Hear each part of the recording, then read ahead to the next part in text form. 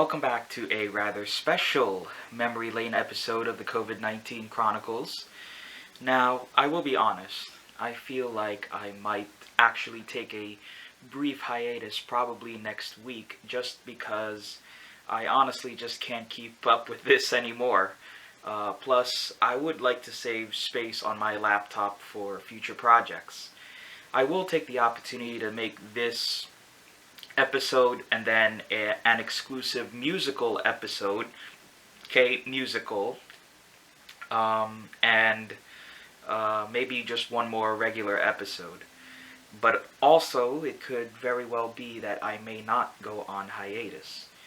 See, over the last several weeks, I've been thinking about how this series is going to evolve because eventually I'm going to get bored and tired of doing the same video pretty much over and over again.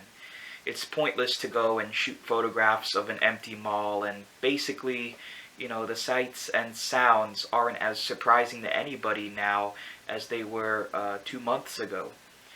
And I have been thinking about doing this musical anthology episode where I pretty much film a set of music or piano covers in just one take, and it would be probably split into like 2 acts. Like I film one portion one day and then another portion another day, so as to not film everything in one day.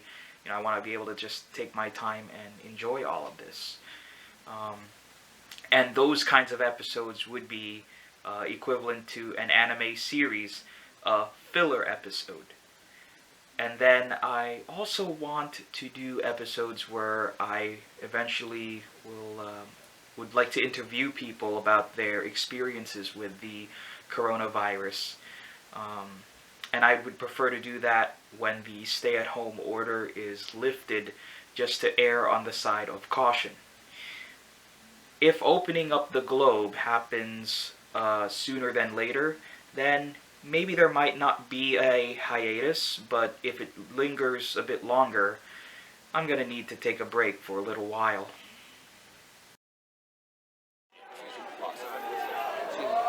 If you need assistance at any time, please speak with the nearest guest services representative.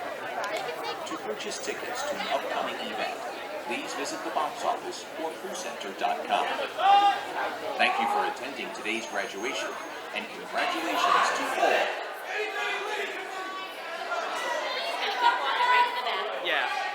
Straight up ahead, turn left. Yep. Here we go.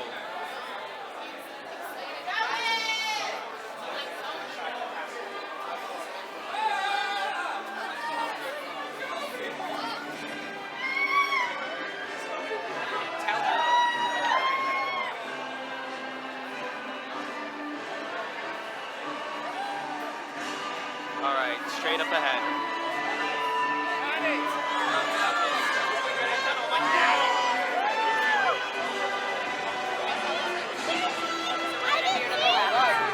No, I was thinking of going straight and then move around.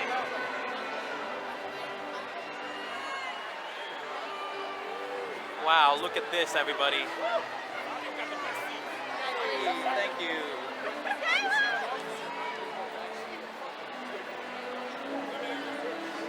So I want to go straight ahead. No, we have to go like you said. We have to go to the side. Oh, okay. All right. Cut through. Hey. What are we doing?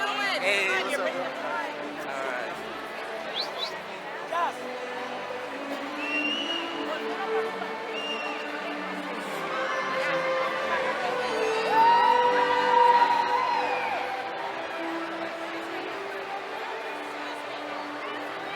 This is awesome.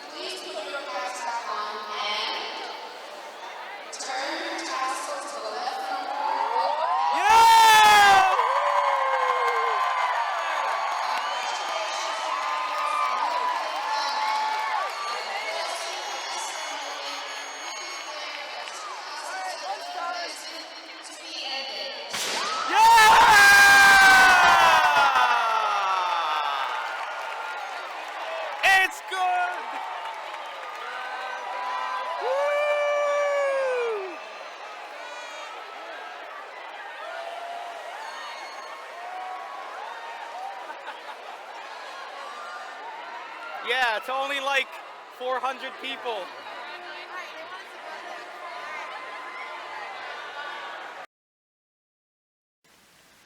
What makes this episode special is that 3 years ago today, I graduated college. And you can see I'm representing my alma mater right here, Conservatory of Music, with a music performance degree. And it feels surreal that 3 years have passed. Not much has really changed since then. I mean, people still were obsessive about social media back then as they are today, and people were going crazy about the nostalgia. You know, you see, 2017 was a year where we saw a lot of the classic shows from our childhood, from the 80s, the 90s, and the early 2000s, making a comeback. Um, Netflix practically had already took over the world by then, and music pretty much remained unchanged. As far as gaming goes, the Nintendo Switch was still in its infancy, though. The days leading up to graduation were probably some of the most exciting and poignant days of my young life at the time. The conclusion of 5 years of broadening my musical horizons, as well as learning about myself and what I needed to improve on to tackle head on the rigors of real life, were upon me. In fact, I made a series of videos that commemorate this huge milestone in my life. I'll put them in the link below if you want to watch them fully. The day of my graduation was a very balmy and hot 95 degrees, quite contrary to the 60 degrees it is right now. In fact, I think the weather directly impacted the way people viewed this particular ceremony. See, everyone was excited to graduate. I mean, Cal Penn was our commencement speaker, but at the same time, everyone wanted to hit the beach and the great outdoors. Therefore, what happened was that during the calling of names, at least 75% of all the new graduates left right after their name was called, not staying for the tassel turn and the confetti fall. Of the 2,800 plus graduates that came in, roughly 400 remained, including me. Pretty sad. It made the whole ending anticlimactic. I don't think I saw no more than 10 caps fly up in the air. Pretty much everybody's attitude was like, yeah, we did it. Hooray. Okay, time to go home now. The one thing I did regret about the whole event, though, was that I watched from the sidelines. I was and still am very overwhelmed by big arenas and crowds. Ironically enough, when I perform on stage, I actually feel more comfortable. Maybe it's because I have something to take my mind off of the feeling of being in a crowd, or that I'm not surrounded by a sea of strangers, or both. But I was able to get a behind the scenes look at how the cameramen operate, and I was still able to hear and see everything very nicely. But I just felt bad because of mom and dad. They would have loved to see me in that crowd with all my other classmates. But the most important thing, though, was that I did walk and got my few seconds of screen time, and I stayed till the very end. It's interesting how virtual graduations are a necessity for this year. I have no doubt that we will go back to having regular graduations on site after this pandemic is over. However, I have a strong feeling that virtual graduation is going to be integrated as a simulcast for those people who get a little overwhelmed by the huge crowds. It will also be convenient for those who live too far from the arena to celebrate with family from the comfort of their own home. Gee, I really would have loved to have had that option back then. I would certainly advocate for this option in a heartbeat. But yeah, I loved everything that happened that day. I got some great texts from many people congratulating me, and my parents and I ate at a nice diner near my home for lunch, and capped it off by, interestingly enough, watching the Jeopardy Teachers Tournament. If you asked me if I could do graduation again, even with the crowd circumstance, I would. And to cap it all off, no pun intended, here is my graduation cap, still mostly intact after all these years. Unfortunately, the K I lost the K, fell off, but you can still see where it would have been glued on. Mario and Luigi right there, 2017, with orange and blue gems here, with a basketball sticker here in the middle. A lot has changed, you know.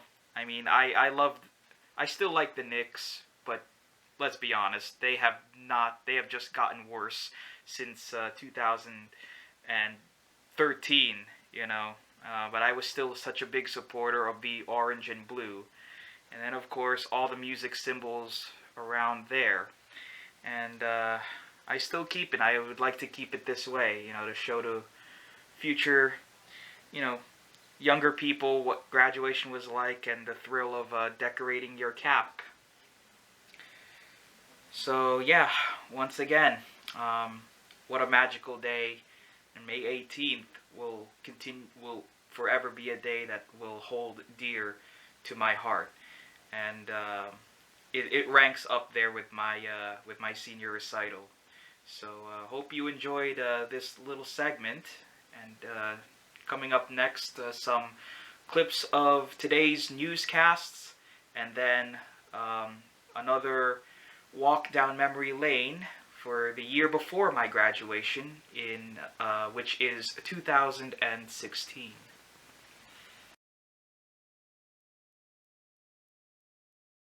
Little break, little piece of sanity, but the news is good. Total hospitalizations declined again. This is an important lesson, though. What you see here, you see almost in every state across the state. You'll see in almost every country across the globe. Look how fast that spike comes. Look how fast that incline is, how steep the incline is, and then look at how slow, relatively, that decline is. You can get into trouble quickly with this virus, and it takes you a longer time to turn that curve and to turn that infection rate. So, don't let a spike happen in the first place. Learn that lesson. Got it. Net change in total hospitalizations down. Change in intubations down. Number of new cases. This is an important number that we track. Down again, 335. That's on a system of 53,000, so that's really good news. Number of deaths, again, on a relative scale, the number's down. It's down dramatically from where it was in the first place, but it's still painfully high. We are basically back to where we started before this tragedy descended upon us, didn't actually descend upon us. It actually came from people in Europe, which nobody told us, nobody knew. We all thought the virus was in China, and everybody was talking about watch China, watch China, watch China. Well, the virus had left China, had gone to Europe. It came here from Europe. 3 million European visitors came on flights to JFK or Newark airports between January, February, March. The Europe travel ban started mid-March. By that time, 3 million Europeans had come. So that's another lesson we have to learn. Motorcycle dealerships in addition to bicycle shops that will be effective at 6 a.m. tomorrow. We know this is an important step for dealerships and for people who need access to transportation, and it is unquestionably another step forward on our road back. With these announcements out of the way, let's turn to the overnight numbers. Yesterday we received an additional 1,055 positive test results for a current statewide total of 49,013. As you can see from this chart, the curve continues to move in the right direction overall, and we must remain mindful that because of the way test results come in, we will continue to have up and down days, so these trend lines are our most accurate depiction of these numbers. The daily positivity or spot positivity rate for the test now, this is a test that we're taking as of Friday, May 15th, remains at 12%. And moreover, this positivity rate is largely reflected across each region of the state. South Jersey remains a few ticks higher than the rest of the state, as is expected, but the fact that all of our regions are in the same area continues to be a good sign. The map that we have been regularly turning to puts this into a slightly different perspective. Cumberland County had been the only county below the 30-day rate of doubling, but today Hunterdon County is at exactly 30 days, so everyone watching from Hunterdon County, please bear down a little bit more and redouble your efforts. So a slight regression, but still largely a map that looks a lot better than it did a few weeks ago. This is one that I want to focus on for a couple of minutes. Looking to our long-term care facilities, you can see the total number of positive cases of 28,312. The rate of new cases has decreased from its peak, and we continue to throw everything but the kitchen sink, and maybe including that, at long-term care facilities to push this curve even lower.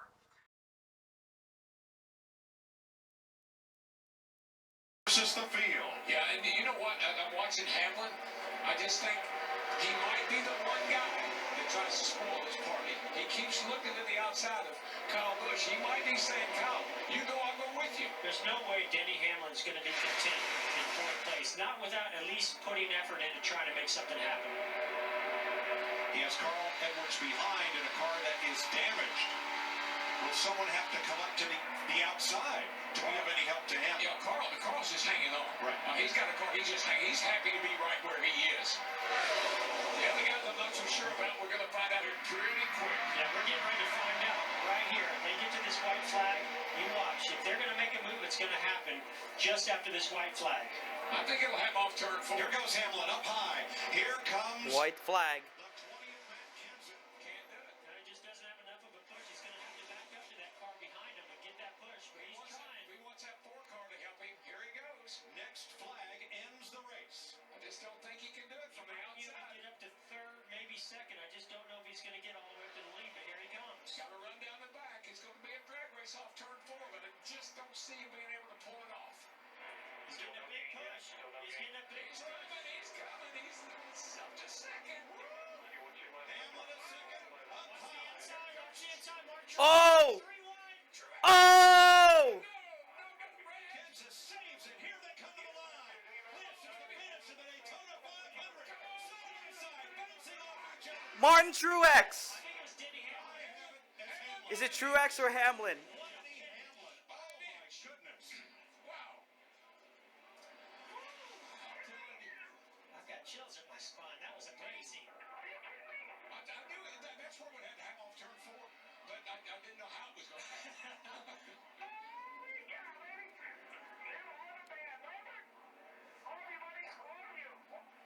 The closest 500 Ever. Have you ever? No, I've never. But I'm glad I was here to see it today. Let's have a look, folks. At this near photo finish. The first Daytona 500 was decided in a photo finish. Look at that. This time by white flag in the air. One more time around from Miami. Jimmy Johnson has never won at Homestead Miami Speedway, but he's never been in a position where he's had to win for a championship. Down the backstretch he goes. A half a lap away from the championship.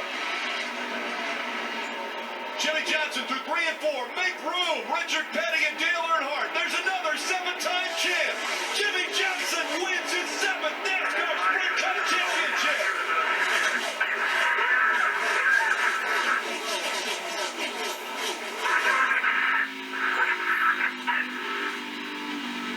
You are looking at 7-time champion.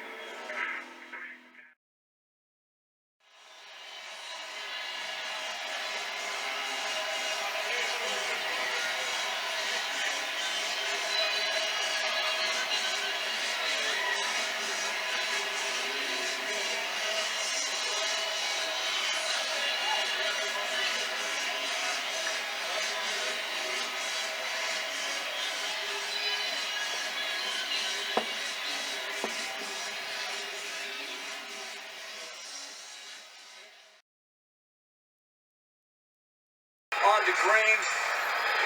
Terrific defense and very good offense by the Warriors. And good offense on the Cavs ball in the last possession with Love.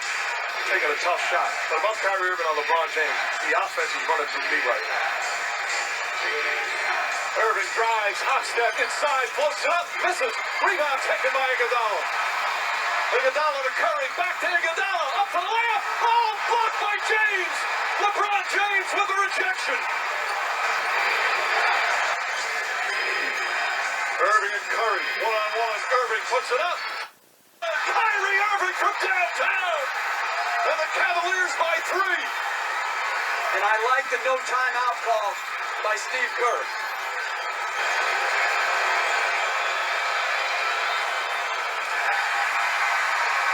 Stays a 3-point game. And Mike, as a player, there's no pressure right now. You're up 3.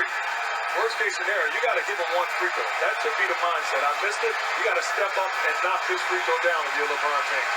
Warriors will no doubt call timeout. Mr. Make here from James. Rattles in the second. 4-point game. Timeout Golden State. Shumpert trying to stay with Curry. Catches. 1 dribble, steps back, puts up a 3.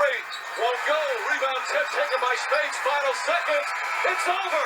It's over. Cleveland is a city of champions once again. Cleveland's long sports nightmare has ended. The drought is over. 52 years. Time to celebrate a title.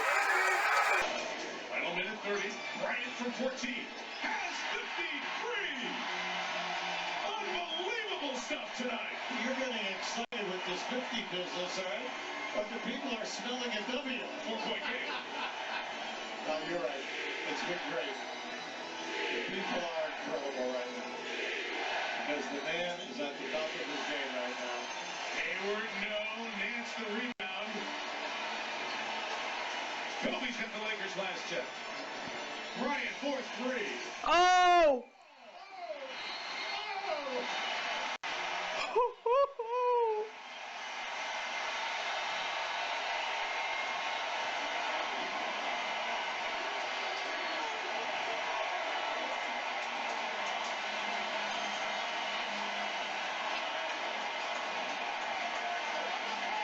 Bryant on the move with the jumper.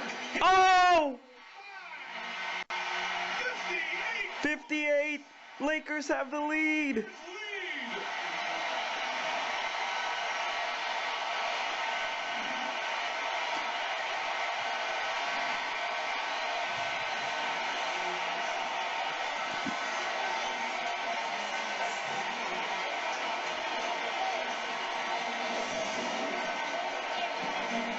He has been great. And on his final night, it's one last glimpse of greatness. For Shizzle. 60. He has 6 60-point games in his career.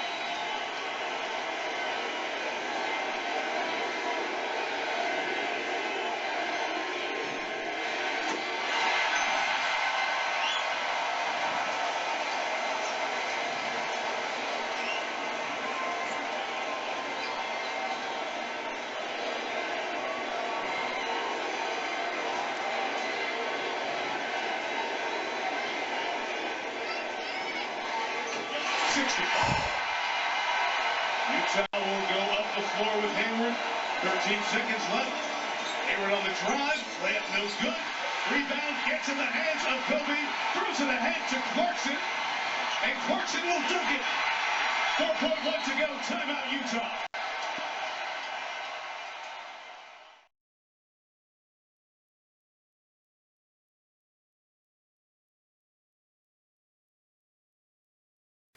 What a year that was. Denny Hamlin wins the closest Daytona 500 ever. Jimmy Johnson winning his 7th NASCAR title. The Cavaliers stunning the Warriors by coming back from a 3-1 deficit to win the championship. In fact, those last few minutes of Game 7 drew the highest ratings for an NBA Finals game since Michael Jordan's last game in a Bulls uniform in the 1998 NBA Finals. And then we come to Kobe Bryant's final game ever on April 13th. That was a unique night to be an NBA fan because another historic game was going on simultaneously. The Warriors, Grizzlies, where the Warriors ended up winning their 73rd game, which broke an NBA record set by the 1995-96 Bulls. I don't think I have ever flipped channels back and forth this much ever. Those two games had historical significance in that it was so hard to pick which one to watch. But as the Warriors started blowing out the Grizzlies and victory was certain, I settled for watching the remainder of Kobe's final game. Oddly enough, the footage that you saw I meant to keep as a personal memory. Never did I think this would end up on this episode, but I'm glad I still have those clips. That year, we also had the Olympic Games in Rio de Janeiro, in which I saw Team USA rack up a lot of gold, including the men's basketball team. I still remember the closing ceremony and the promo video they showed for the Tokyo Games, which were supposed to happen this year, but will be postponed. And now, actually, recently I've been hearing that the games could be canceled altogether, and I hope not, but it's all contingent upon how fast a good treatment or a vaccine comes in time for 2021. But anyway, it was still awesome to see Japan's Prime Minister come out of that pipe sporting Mario's cap in the closing ceremony. And you know, as a diehard Mario fan, you can certainly understand the excitement for that moment. 2016 was a nice year for me. It was a year where I legitimately had the world in the palm of my hands. Actually, no, not really. But it felt like I did have the world in the palm of my hands. That year represented my 4th and 5th years of college. And during that time, I worked a side job as a piano instructor at a studio near my alma mater. And at the time, it gave me some really humbling experiences of what it's like to work one-on-one, cultivating the musicians of the future. In fact, this job was what really helped make this year a very enjoyable one for me. All the students that I had the privilege to work with all related to me in some way, shape, or form. Whether it was talking about Super Mario or the NBA, Jeopardy, and some of the hit songs and movies of that year. Now, speaking of hit songs, many songs that dominated the radio in 2016 actually came the year before. But one song that comes to mind when I think of that year is Closer by the Chainsmokers featuring Halsey. A lot of other hits that were released in 2016 were tied to major motion pictures. For example, Justin Timberlake's Can't Stop the Feeling was part of the soundtrack for Trolls, Heathens by 21 Pilots for the movie Suicide Squad, and Just Like Fire by Pink for the movie Alice Through the Looking Glass. Sadly, we also lost 3 big names in music that year. Glenn Frey passed away in January, and I distinctly remembered my local radio station, which at the time had started to shift away from the classics in favor of the more contemporary and modern music. They were playing non-stop Eagles songs as listeners called in requesting one Eagles song after another. Christmas that year, George Michael also passed away. Ironic to hear that, to have that happen on Christmas Day. But he had a phenomenal career, both as the lead singer of Wham, which had a hit Christmas song, Last Christmas, as well as the song Wake Me Up Before You Go Go. He also achieved success as a solo musician, producing hits like Father Figure, Faith, and One More Try. But the most shocking loss, probably since Michael Jackson's untimely death in 2009, was the death of Prince on April 21st of that year. 2 icons of pop music, gone. Both were very flamboyant as far as their presentation and stage presence goes, but they were also very different at the same time. Prince's hits like Little Red Corvette, When Doves Cry and the ever-iconic Purple Rain re-entered the Billboard Top 100 following his death. I also got into a relatively new style of music called Electro Swing, which cleverly combines electronic and house music with the elements of jazz and big band music of the 1930s. I began getting hooked onto groups like Tape 5, Caravan Palace, and Parastellar. There was one day at work where I introduced Electro Swing to my students, and I told them that this style of music will explode in the 20s. And you know, I wouldn't be surprised to see this actually happen, especially in the months and years post-pandemic and recession. It's like the roaring 20s all over again. 4th of July that year was also something that I can never forget. On a personal level, I have a family friend who also happens to be a neighbor of mine for many years, and they held a one-off block party with lots of food, dancing, and even a live band. And more importantly, the fireworks. It was huge because prior to that, the last block party in my neighborhood happened in 2007. And then on the 4th of July, Kevin Durant actually and shockingly signing with the Golden State Warriors. And the reaction to that was reminiscent of when LeBron signed with the Miami Heat. And if you don't think that was enough, 2 days after Kevin Durant's announcement, Nintendo released Pokemon Go. And just for the record, I actually never got the game since I never delved into Pokemon. But the hysteria around that game was absolutely remarkable, to say the least. People who never picked up a Pokemon game in their life were getting in on the action. Just looking back at when Pokemon Go was released and considering the times today, the irony is just too glaring.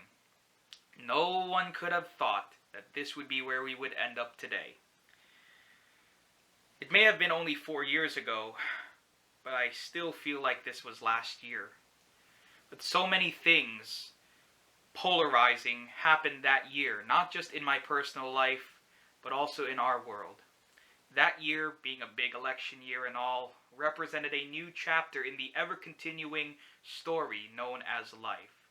If nostalgia teaches us anything, is that what was popular the first time around usually will come back sometime later, albeit maybe to a lesser degree. It's like a comet that orbits the galaxy. This was the year where I saw the beginning of the peak of the nostalgia wave. Television graphics and just graphic designing in general, the aesthetics were reverting to flat design, something that I actually really dislike, but I'll explain that more if I ever get around to it on another COVID-19 Chronicles video. So many TV shows that were popular before were getting revived or rebooted. Back then, the world and society undergone plenty of changes, and it produced many memorable events that will still be talked about in the years to come. So, thank you everyone for watching this episode and for allowing me to take you on a trip down memory lane as we all continue to navigate through this coronavirus crisis.